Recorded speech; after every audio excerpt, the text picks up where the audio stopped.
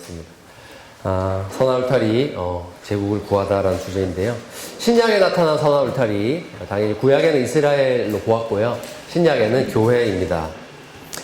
이제 시대의 흐름에 따라서 구약에서 신약으로 넘어오면서 하나의 국가로 존재했던 이스라엘은 없어집니다. 다 없어집니다.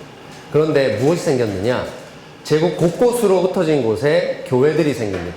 예수 그리스도를 믿는 공동체가 생겨나기 시작합니다. 이 시대 로마 제국 시대입니다. 이제 선한 울타리였던 이스라엘은 교회라는 이름으로 흩어졌고요. 거기서 이제 복음을 전하고 선한 울타리로서 역할을 하게 됩니다. 그런데 그 교회도요, 똑같이 우리가 앞에 나누어 보았던 하나님의 정의가 작동을 합니다. 작동을 한다는 것이 신기한 일이죠. 거주민의 신앙으로, 비록 그 로마 제국 안에서 핍박받는 신분이었지만 거주민의 신앙을 가지고 누구든지 교회로 들어오려고 할 때 그 나그네들을 환대합니다. 그것이 이제 구약에 나타났던 하나님의 정의가 교회 가운데서 작동되는 모습입니다. 하나님을 믿든 안 믿든 작동하는 그 사회를 향한 섬김이 교회 가운데서 나타났는데요. 그렇게 선한 울타리가 로마 제국을 구한 사건이 있습니다. 우리는 이제 로마의 복음화에 대해서 알고 있잖아요. 아주 소수였던 기독교인들이 시간이 이제 한 300년 넘어가니까 거기서 완전히 로마를 복음화 시켰잖아요. 놀라운 일이 일어났는데, 특별히 교회 안에서 그 역사적 내용들을 이해할 때는 주로 이제 하나님으로 다 설명이 됩니다. 그렇죠? 우리는 다 맞잖아요. 하나님이 다 하신 일이잖아요. 하나님께서 사람을 보내셔서 복음을 전하게 하시고 섬기게 하시고 교회를 세우시고 막 이렇게 해서 복음이 세계적으로 쫙 퍼져나가면서 로마까지 복음화된 이것들을 우리는 다 하나님으로 설명합니다. 그런데 이것을 사회과학적으로 좀 접근한 것을 나누려고 해요. 왜냐하면 선한 울타리가 하나님으로 그들을 대할 수 있는 기관이 아니거든요. 하나님의 이름으로 그들을 대할 수 있는 기관이 아니기 때문입니다. 그래서 이 로드니 스타크라는 학자인데요. 이분이 어떻게 로마가 복음화됐을까에 대해서 사회과학적으로 접근을 해요. 그래서 참 되게 저는 신선한 의견이 많았던 것 같아요. 여기서 우리는 다 하나님, 성령 하나님의 능력, 막 그래서 막 한 번에 뭐 몇천 명이 돌아오는 역사 이렇게 우리는 이해했던 것을 과연 이 하나님을 빼고서 세상의 관점에서 봤을 때는 이것을 어떻게 이해할까? 저는 그것이 우리가 선한 울타리가 이 대한민국 사회에 존재하면서 멘티들을 섬길 때 조금 배울 점이 있지 않겠나 싶어서 그런 관점으로 한번 나누고자 합니다. 워싱턴 대학의 사회학 교수인 로드니 스타크가 쓴 기독교의 발흥이라는 책인데요. 이 코로나 시기에 참 많이 읽혔던 것 같아요. 잘 아시는 분도 계실 텐데 잠시 나누겠습니다. 이 책에 보면 초대교회 시절에 한 목사님이 교회에 보낸 편지가 나옵니다. 그 편지에 이렇게 표현이 돼요. 처음에는 기독교인이 소수였음을 인정하자 이렇게 나오거든요. 이 소수가 몇 명일까? 막 이제 학자들이 고민했어요. 이게 이제 기독교 초기를 말하는 겁니다. 자, 이때 이 소수를 이 스타크라는 학자는 최대한 보수적으로 보고요. AD 40년경에 로마 제국 안에 그리스도인이 약 1000명 정도 있었을 거다. 이렇게 봅니다. 1000명 정도. 그렇게 보고 이제 연구를 시작합니다. 그런데 그러면서 내린 결론이 이 기독교 발흥의 빠른 속도를 설명할 수가 없는 거예요. AD 40년에 1000명으로 시작했던 기독교 인구가 360년쯤에 가서는 거의 3천만 명에 이르러요. 300년 동안 3천만. 그때 로마 제국의 인구를 거의 6천만으로 보거든요. 절반이 넘어가는 숫자입니다. 그러니까 이게 설명이 안 되는 폭발적인 증가이거든요. 그래서 아주 흥미롭게 이 부분을 보게 됩니다. 자, 그래서 여기에는 개인 전도로 되지 않는 무언가가 분명히 있었다. 학자들이 이렇게 추측을 하고 살펴보는데 이 스타크가 포착한 것이 바로 역병입니다. 역병. 분명히 폭발적으로 기독교가 증가하게 된 계기가 있는데 그것이 역병이다. 이렇게 주장을 합니다. AD 165년에 아우렐리우스 황제 통치 시기에 역병이 한 번 있었대요. 그때 한 15년의 시간 동안에 로마 제국 인구의 4분의 1이 죽었다고 해요. 많이 보는 사람은 3분의 1까지. 엄청난 인구가 죽어나갔습니다. 심지어 황제 자신도 죽어요. 역병 때문에. 그런 일이 있었고요. 그 뒤에 251년에도 홍역으로 의심이 되는 역병이 제국에 확 돕니다. 그러면서 또 제국이 휘청거리게 되었습니다. 스타크는 바로 이 역병이 기독교에 공헌을 했다고 합니다. 공헌. 왜냐하면 구약의 고아와 과부, 나그네를 돌보라는 명령에 충실한 기독교 공동체는 이제 예수 그리스도의 복음으로 말미암아 지금의 시대에 이르러서는 완전히 이 정의가 뿌리 박힌 삶을 살고 있었기 때문입니다. 뿌리 박힌 삶. 그래서 사랑과 선행의 가치관이 뿌리 내려서 사회 봉사와 공동체의 결속이 이 교회 안에서 그냥 자연스럽게 나타났기 때문에 그럴 수 있었다라고 봅니다. 그래서 이 결과, 이런 공동체를, 울타리를 신약 사회에서 형성했던 결과, 제국의 역병이 돌았을 때 기독교 공동체 안에서는 월등히 높은 생존율이 있었다고 말합니다. 월등히 높은 생존율이에요. 그래서 역병이 한번 쓸고 가면 새로운 개종자가 나타나지 않아도 기독교 인구가 확 증가하는 거예요. 좀 아이러니하죠. 왜냐하면 전체 인구에서 이방인 숫자가 다 죽어버렸고 기독교인은 살아남았잖아요. 그러니까 기독교 비율 자체가 월등히 증가했다는 겁니다.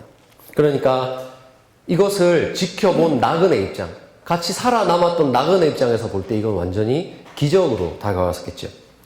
물론 천국에 대한 소망, 부활에 대한 확고한 믿음이 역병 안에서도 그 울타리로서의 기능을 감당하게 했습니다. 생존자들은 이 안에서, 이 공동체 안에서 위로를 얻었어요. 왜냐하면 역병이 돌 때요, 가장 먼저 도망친 것이 성직자들, 이교도의 성직자들 도망가고요, 높은 권력을 가지고 있었던 사람들이 다 도망 먼저 가거든요. 심지어 이런 좀 웃기면서 슬픈 일이 있어요. 그 의사가 살아남은 거예요. 의사가 살아남았는데 어떻게 의사가 살아남을 수 있었느냐? 진료를 안 받던 거죠.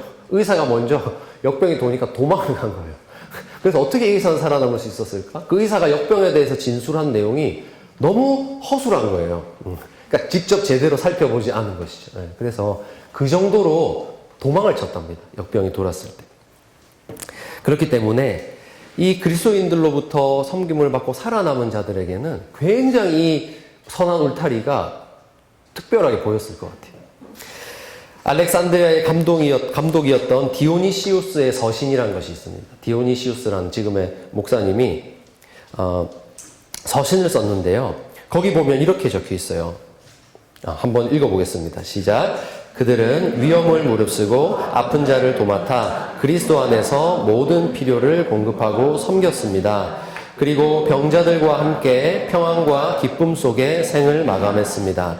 그들은 환자로부터 병이 옮자 그 아픔을 자신에게로 끌어와 기꺼이 고통을 감내했습니다. 이렇게 서신을 썼어요. 달랐다는 것이죠. 뭔가 이 다른 지점이 분명히 있었다는 거예요.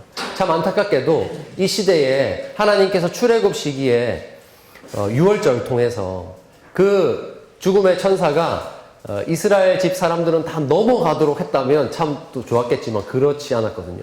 이 역병은 기독교 공동체나 아닌 공동체나 다 돌았단 말이죠. 다 죽어나갈 때였거든요. 그런데 이런 특별한 삶이 그리스도인 공동체에는 있었다라는 것입니다. 이교도들은 정반대로 행동했습니다. 질병이 처음 발생하니까 아픈 자들을 처음부터 내쫓기 시작해요. 처음부터 내쫓아요. 그리고 가장 가까운 자들로부터 도망쳤으며 병자가 죽기도 전에 거리에 내다 버리고 매장하지 않은 시신을 흙처럼 취급했습니다. 이렇게 기록이 나와요. 그러니까 이 스타크라는 학자는 또 의심해 볼 수밖에 없겠죠. 이게 기독교 공동체 안에서 보내진 서신이니까 뭔가 은혜로 포장했을 수 있잖아요. 그냥 정확한 자료가 아닌데 뭔가 은혜롭게 감동을 주려고 포장했을 수 있잖아요. 그래서 이 학자는 또 찾아봅니다. 그런데 이게 역사에서도 증명이 됩니다. 역병이 260년쯤에 왔는데 1세기가 지나고 362년에 율리아누스 황제는 어떤 편지를 써요. 편지를 쓰는데 갈라디아에 있는 대사제에게 편지를 씁니다. 이교도 사제에게 편지를 쓰는데요. 이렇게 씁니다. 최근의 기독교의 성장은 비록 가식적이라고 해도 기독교인의 도덕성과 나그네에 대한 너그러움과 죽은 자의 무덤을 잘 관리하는 데 힘입었다. 그러니까 기본적으로 이 황제는 지금 기독교인을 싫어해요. 그래서 가식적으로 봐요. 그들의 섬김을. 가식적으로 보는데 분명히 효과가 있었던 게 뭐냐. 그들이 역병에 걸린 환자들을 내팽개치지 않고 섬겼던 거. 그리고 심지어 죽은 자들을 극진히 땅에 묻어주고 했던 거. 이런 것들이 이 사회 가운데서 지금 로마 제국의 서비스가 못 따라간다라고 지금 화를 내는 거예요. 그래서 어떻게 이 기독교를 못 따라가서야 되겠냐. 우리가 뒤처지면 안 된다라는 취지로 편지를 썼던 것이거든요. 그러니까 이미 이 시기에 선한 울타리는 작은 복지 국가를 지역마다 창출해냈던 것 같아요. 자, 역병이 돌 때 사실 치료법을 그 사람들은 알지 못했습니다. 치료법이 없었거든요. 왜 걸린지도 몰랐기 때문에. 우리는 딱 코로나 돌 때 마스크부터 썼잖아요. 근데 이 당시의 사람들은 어떻게 전파되는지도 몰랐기 때문에 섬기는 사람들이 사실 죽기에 너무나 좋은 환경이었어요. 그런데 이 부분을 맥닐이라는 학자는, 죄송합니다. 맥닐이라는 학자는 이렇게 평가합니다. 차별 사망력이 있었다는 거. 차별 사망력. 이게 뭐냐면 모든 통상적인 서비스가 중단되었을 때는 상당히 기초적인 간호만으로도 사망력을 현저히 낮출 수 있다. 그러니까 기독교인 공동체, 선한 울타리가 있었던 곳과 섬겼던 곳과 아닌 곳에 사망에 있어서 확연한 차이가 드러났다는 거거든요. 그게 왜냐하면 사람이 기본적으로 가진 회복력이 있어요. 이교도들은 딱 역병이 돌 때 그냥 걸린 사람 바로 버리고 시작했잖아요. 살아있는 사람을 그냥 길거리에 버리고 도망치고 이랬거든요. 근데 그들을 누가 섬겼어요? 그리스도인들이 섬겼잖아요. 그 내팽개쳐진 가족들로부터도 버려진 그 사람들을 섬겼는데, 그럼 그리스도인들이 무슨 의술을 가지고 섬겼냐? 그것이 아니거든요. 그리스도인들도 몰라요, 이게 왜 그런지. 그럼 뭘 섬겼냐? 그냥 먹을 거 제공한 거예요. 그 사람들이 아픈 사람이 힘을 얻을 수 있도록 때에 맞게 먹을 거 제공한 거예요. 안전한 피난처를 제공한 거예요. 그런데 기적이 일어나죠. 사람이란 존재가 강하잖아요. 코로나 걸렸을 때 백신 안 맞고도 회복되는 분들이 계시고, 그렇죠? 사람의 건강은 스스로 이겨내는 힘이 분명히 있는 것 같아요. 그래서 다 죽는다는 역병에 걸렸지만, 그렇게 길거리로 내몰렸지만 먹을 걸 공급받으면서 지나다 보니까 자연스럽게 나은 사람들이 생겼단 말이죠. 여러분, 이 사람이 이제 다 나았으면은 어디 이방 신들의 신전에 가겠습니까? 교회 가겠습니까? 교회 간단 말이죠. 공동체를 경험하고 이렇게 울타리 안으로 들어오는 거예요. 여러분, 그리스도인들이 그들을 섬길 때 막 찾아가서 예수님 믿습니까? 물어보고 섬긴 거 아니거든요. 그냥 길거리에 내몰린 사람을 하나님의 정의를 가지고 그냥 섬긴 거예요. 이유는 없어요. 하나님이 명하셨기 때문에 그냥 섬기는 거예요. 섬기니까 기적이 일어나고 그 가운데서 회복된 사람들은 하나님의 하자도 안 꺼내도 교회로 오는 거예요. 그러니까 이렇게 놀라운 방식으로 기독교인들이 급증을 했다는 겁니다. 여러분, 그래서 바로 이런 기적이 이 로마 사회에서 종교적인 신뢰를 갖게 하는 본질적인 요인이었다라고 이 학자는 평가해요. 하나님 빼고 이 학자는 정말 철저한 사람의 눈으로 볼 때 이런 섬김이야말로 사람들에게 있어서 신앙심이 올라오게 하는, 그들이 믿는 분이 누구인가를 바라보게 하는 본질적인 요인이었대요. 지금 여러분이 하고 계신 멘토링이 그런 것이라고 저는 생각해요. 하나님의 하자 꺼내지 않아도 이 멘토링을 통해서 하나님을 발견할 수 있는, 그것이 여러분이 하고 계신 일이라고 생각합니다. 그래서 종교적인 신뢰를 갖게 하는 본질, 우리에게 찾아온 나그네에게 내가 가지고 있는 하나님을 향한 신뢰를 갖게 하는 본질이 무엇이냐? 섬김이라는 거예요. 섬김. 복음 제시가 아니고 섬깁니다. 이렇게 평가를 합니다. 거주민과 나그네의 관계에서 내가 믿는 주님께 신뢰를 갖게 하는 본질은 곧 섬깁니다. 진성만이 말했습니다.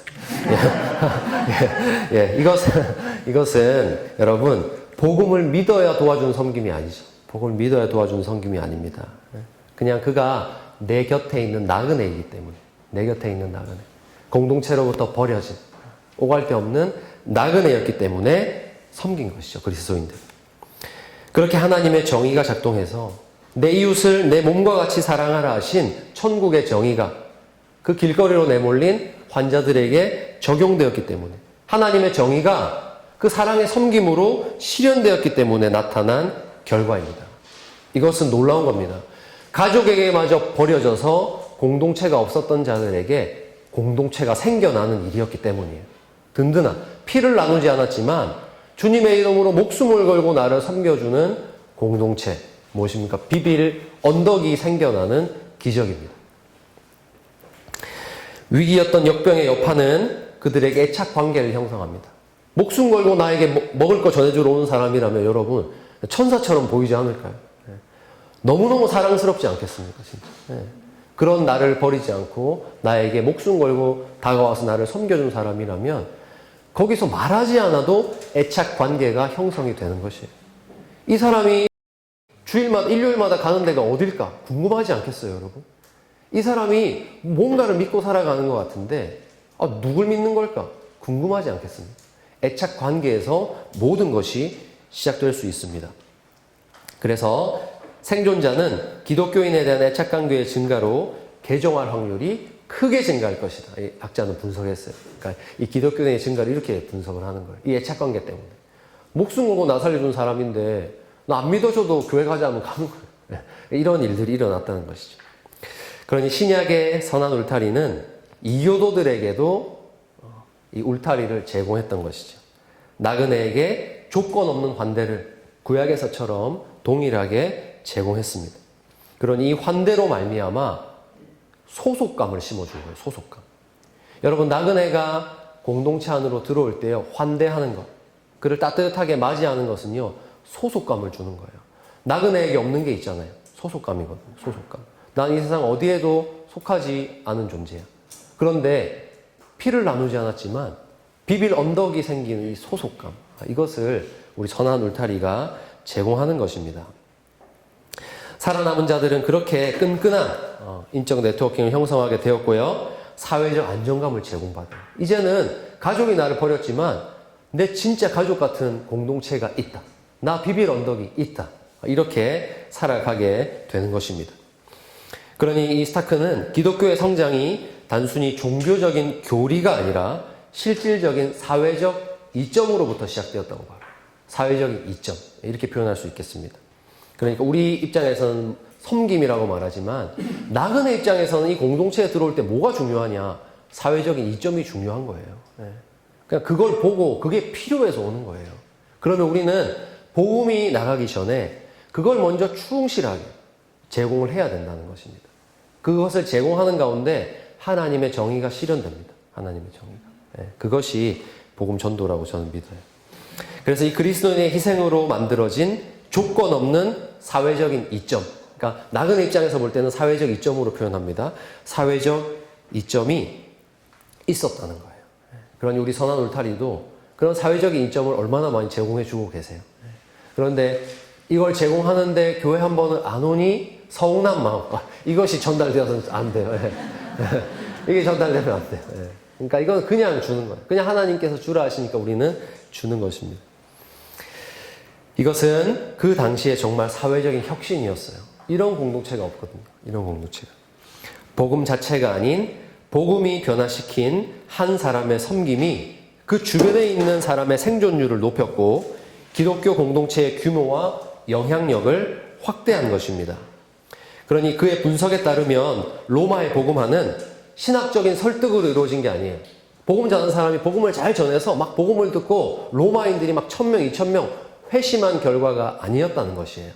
분명한 사회적인 이점. 그 울타리가 거기로 찾아오는 나그네들을 환대하고 섬김으로 제공하는 사회적 이점이 있었기 때문에 분명히 증가했다. 이렇게 판단을 합니다. 그래서 여기서도 여러분 결론은 같습니다. 정의의 실현이 먼저 가고 복음은 뒤따른다는 거. 우리가 멘토로서 복음을 전하고자 한다면 충분히 그들의 마음에 우리 선한 울타리가 정말 비빌 언덕이 될 때까지 충분한 하나님의 정의가 공급이 되어야 된다라는 것입니다. 여러분, 그렇다고 제가 복음 전도의 능력을 안 믿는 목사가 아닙니다. 저는 복음 전도의 능력을 믿어요. 복음을 제시할 때 이거 될까? 이런 건조하고 아주 딱딱해 보이는 복음 제시문 이거 전할 때 믿을까? 믿어요. 믿는 일이 일어나요. 저는 복음의 능력을 안 믿는 것이 아니라 우리 선한 울타리가 대한민국 사회에서 기능할 때 멘티들의 입장에 우리가 어떻게 보이는지를 설명하려는 것입니다. 그래서 저는 복음의 능력을 믿는 목사입니다. 그래서 여러분, 복음은요, 늘 우리 멘토님들의 삶 가운데에 감추어진 동기가 돼야 돼요. 감추어진 동기. 이유를 알 수 없는 섬김. 왜 나에게 이런 사회적 이점을 제공해 주지? 난 이분들에게 돌려주는 게 아무것도 없는데? 하지만 계속해서 공급되는 사회적 이익이 어디서 오느냐?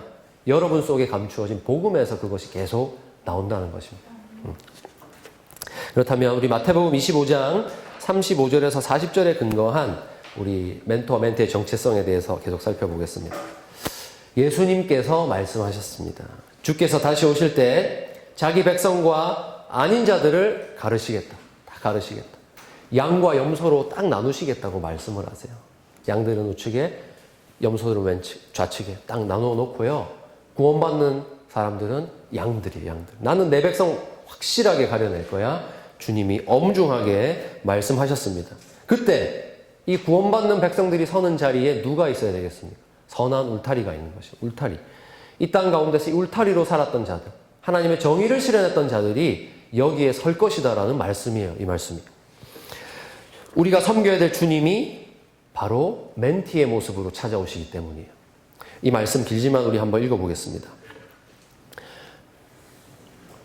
한번 읽겠습니다. 40절까지 읽습니다. 시작. 내가 줄일 때 너희가 먹을 것을 주었고 목마를 때에 마시게 하였고 나그네 되었을 때에 영접하였고 헐벗었을 때에 옷을 입혔고 병들었을 때에 돌보았고 옥에 갇혔을 때에 와서 보았느니라. 이에 의인들이 대답하여 이르되 주여 우리가 어느 때에 주께서 줄이신 것을 보고 음식을 대접하였으며 헐벗으신 것을 보고 옷 입혔나이까? 어느 때에 나그네 되신 것을 보고 영접하였으며 헐벗으신 것을 보고 옷 입혔나이까?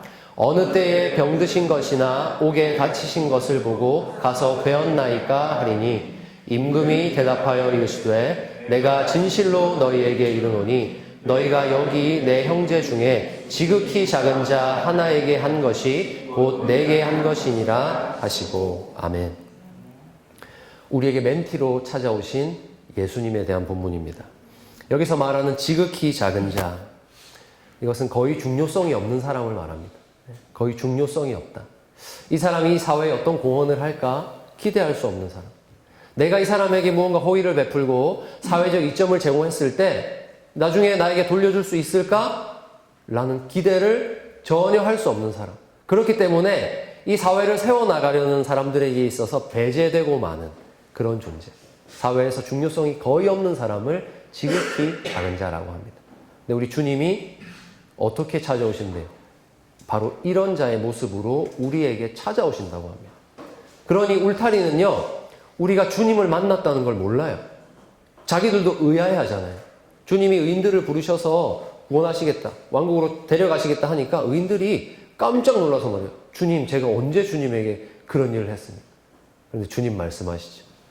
헐벗은 자의 모습, 나그네의 모습으로 내가 너희를 찾아갔을 때 너희는 나를 그렇게 대접해 주었다는 거예요. 네.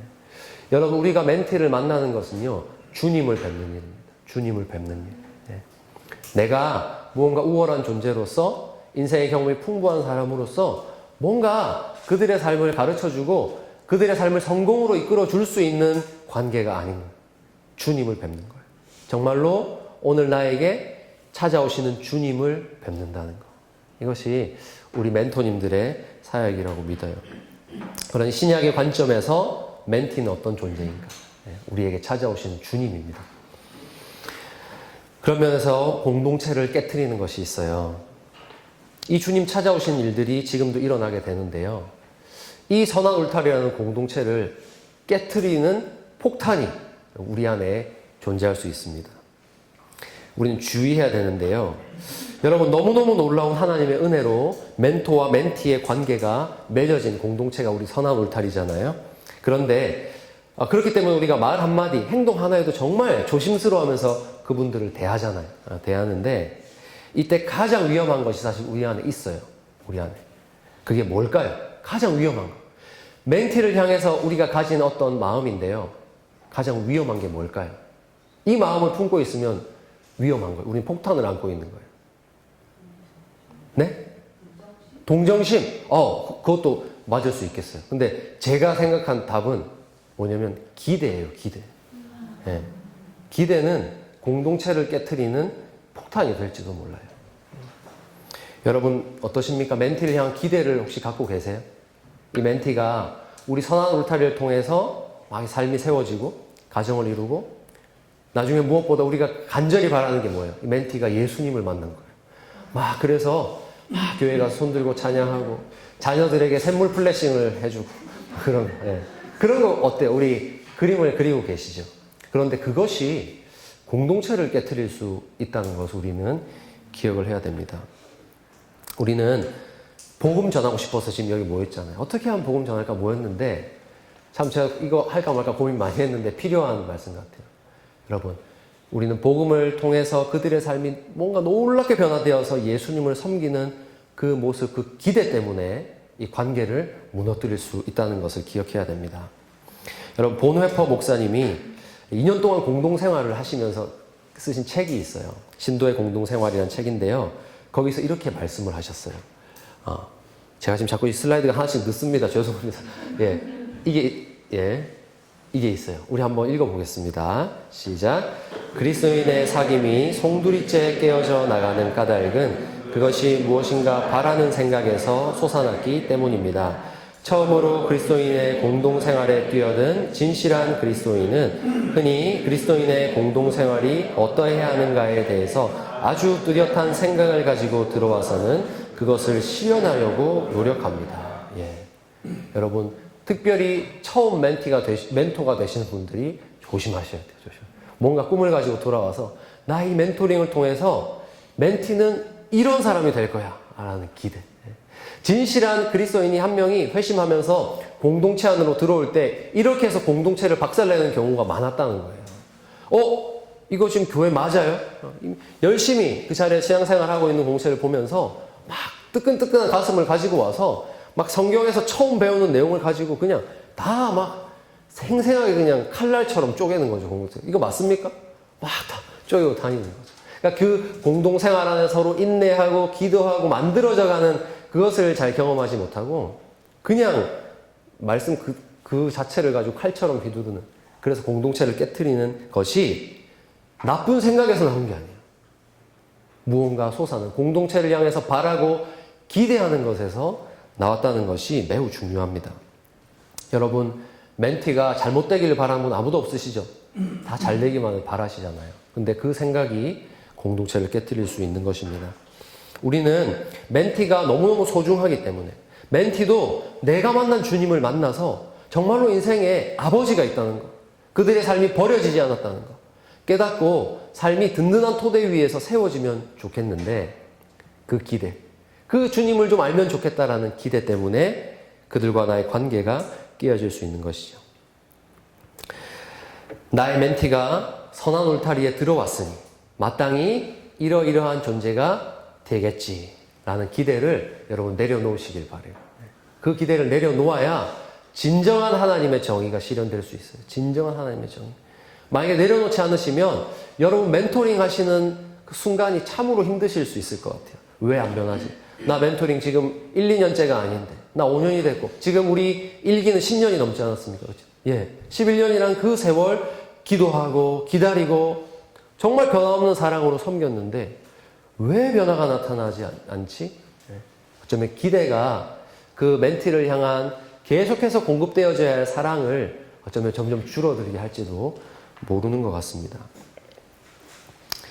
그러니 우리가 멘티를 보고 기대하는 모습, 세례받고 집사, 장로가 되는 모습, 목사가 되는 모습, 이게 제일 위험한 생각입니다. 여러분, 이 기대가 멘토와 멘티의 관계를요, 하나님의 정의, 사랑이 아닌 목적으로 만들어버려요. 목적으로. 내가 이 친구를 멘토링하고 있으니 이제 이렇게 자라야지. 이게 내 목표가 되어버리는 거거든요. 아무런 기대 없이 그냥 사랑을 쏟아붓고 관계를 맺어야 하는데 생각하는 목표가 있으니까 답답해지는 것이죠. 마음이 어려워지는 것이죠. 그와 반대되는 길로 가는 모습이 보이면 그냥 견딜 수가 없는 것이지요. 근데 이런 마음이 조금이라도 비쳐버리면 멘티 또한 느껴요. 아, 저분은 나에게 요구하는 게 있구나. 지금 선한 울타리를 통해서 나에게 오는 이 사랑이 내가 그냥 마음을 열고 든든한 토대 위에서 받아들일 수 있는 것이 아니었구나. 주는 만큼 내가 무언가를 드려야 되는구나. 느끼기 시작하면 이 멘토링은 정말 위험해지는 것이라고 생각이 됩니다. 그러니 여러분 절대로 여러분과 멘티 사이에 무언가 도달할 목표가 생기면 안 됩니다. 도달할 목표가 있어서는 안 됩니다. 그것으로 인해 답답하고 아파하는 지점이 생겨서는 안 되는 것입니다. 여러분 한번 생각해 보세요. 지금 여러분이 기대하시는 것만 내려놓으면 좀 괜찮은 관계 아니세요? 잘하고 계신 거 아닙니까, 여러분? 네. 멘티가 교회로 안 올 뿐이지 지금 관계는 잘 맺어 나가고 계시잖아요. 잘 살고 있잖아요. 네. 네. 그러면 된 거예요. 네. 우리가 그런 사랑을 공급하고 있다면 되는 것입니다. 울타리로 들어온 나그네를 보면서 이 나그네가 들어왔으니 당연히 우리와 함께 성전으로 가겠지, 예배자가 되겠지, 그 기대를 내려놓는 거예요. 네. 그것이 선한 울타리입니다. 그들은 선한 울타리에 들어왔으니 당연히 복음을 받아들여야만 하는 존재가 절대 아닙니다. 그냥 피신한 거예요. 네. 하나님이 만들어 놓으시니 선한 울타리로 그냥 피신한 거예요. 네. 그는 이곳에 와서 하나님을 믿어야만 하는 존재로 우리가 보아서는 안 돼요. 네. 그냥 그 사람으로 보아야 합니다.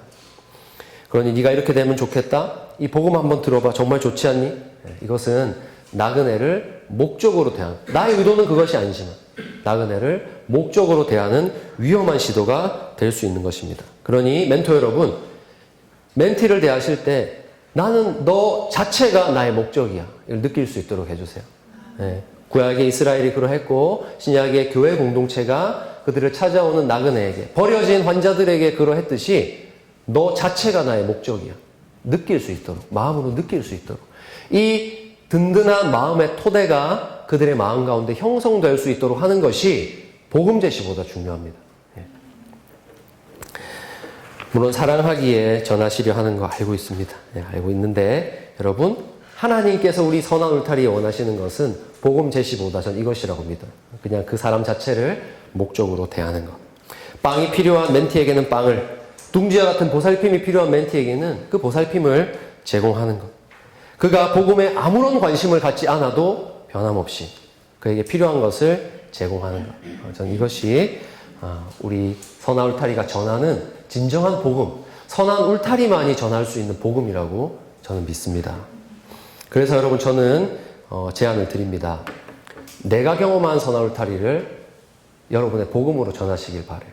내가 경험한 선한 울타리. 여러분은요, 지금 하나님 주신 토대 위에 살고 계신 분이거든요. 하나님의 은혜를 체험하신 분이거든요. 그러면 복음 제시문을 외우려 하지 마시고 여러분이 경험한 선한 울타리를 그냥 이야기해 주세요. 이건 여러분 하실 수 있잖아요. 이거는 여러분이 제일 잘 하시는 거잖아요. 네. 편안하게 하실 수 있는 겁니다. 그러니까 저는 이렇게 여러분의 복음 제시문을 만들어 보시면 좋겠어요. 그렇다고 제가 뭐 뒤에 복음 제시문을 안 가르쳐 드리겠다는 게 아니고 예, 세 번째 시간도 있습니다. 세 번째 시간에는 복음 제시문 가지고 잠시 나눌 텐데 저는 이게 더 중요하다고 봐요. 여러분의 언어로 표현할 수 있는 복음. 그래서 체계적으로 다듬어진 복음보다 왜 여러분이 멘토가 되셨는지, 저는 이게 복음이라고 생각하거든요. 왜 여러분이 멘토로 사시는지. 저는 매달 이 기도회에서 정말 놀라면서도 감사하는 게 있어요. 멘토님들 이제 기도 제목 나누시고 할 때 100%예요. 100%. 힘들다. 너무너무 이거 힘들다. 하시는데요. 그렇게 힘든데 저 왜 하시는지 모르겠어요. 다 하세요.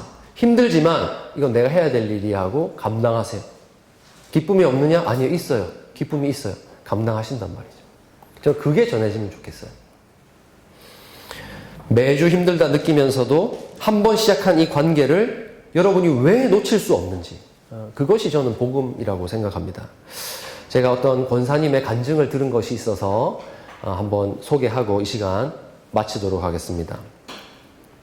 복음은 특별히 이 멘토와 멘티의 관계로 맺어진 곳에서 아주 편안한 언어로 전해질 수 있거든요. 저는 그것을 이 원사님의 간증을 통해서 조금 깨달았어요. 불신 가정에서 태어난 권사님은 그냥 진짜 크리스마스, 부활절 이럴 때 교회 다니셨던 분이래요. 특히나 아주 불교, 토속신앙의 어떤 심취해 계셨던 어머니가 계셔서 어릴 때는 주일학교를 자연스럽게 갔는데 고등학교 딱 들어가니까 너 이제 그만 가라. 우리 집안에 종교가 두 개가 되면 안 된다. 많이 들어보셨죠? 그렇게 해서 교회를 못 가셨던 분이에요. 그런데 이분이 고등학교 시절에 담임 선생님이 아마 크리스천이셨던 것 같아요. 근데 교회 가라 이런 말씀이 아니라 그냥 주일학교 그 같은 클래스에서 같이 주일학교 다니던 학생들이 있었을 거 아닙니까? 그러니까 그 선생님이 볼 때 이 권사님은 그냥 교회 잘 다니는 학생으로 보였던 것 같아요. 그래서 이분은 기도하고 계셨던 것 같아요. 시간이 많이 지나고 이분이 고등학교 올라가서부터 이제 교회를 안 갔으니까 시간이 많이 지나고 이분이 결혼하시고 서울에서 은행에 가실 일이 있었대요. 근데 은행에 갔는데 선생님이 거기 은행원으로 계셨다는 거예요. 근데 저는 이게 어떻게 된 일인지 모르겠는데 옛날에 이런 일이 있었나요? 선생님 하시다가 또 이제 은행원이 되셔가지고 은행에서 너무 우연히 만난 거예요.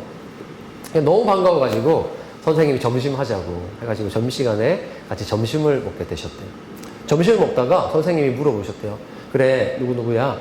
너 지금도 교회 잘 나가고 있지? 물어보셨대요. 근데 이 권사님이 아니요? 제가 왜요라는 뉘앙스가 가득답게 아니요? 라고 대답을 한 거예요. 할 수 있는 대답은 아니요? 일상을 얘기하고 먹는데 조용하더래요. 봤더니 선생님이 식사를 못 하시고 눈물을 뚝뚝 흘리고 계시더라고요. 남자 선생님이 식사를 못 하실 정도로 눈물을 그냥 뚝뚝 흘리고 막 거기서 울고 계셨더래요.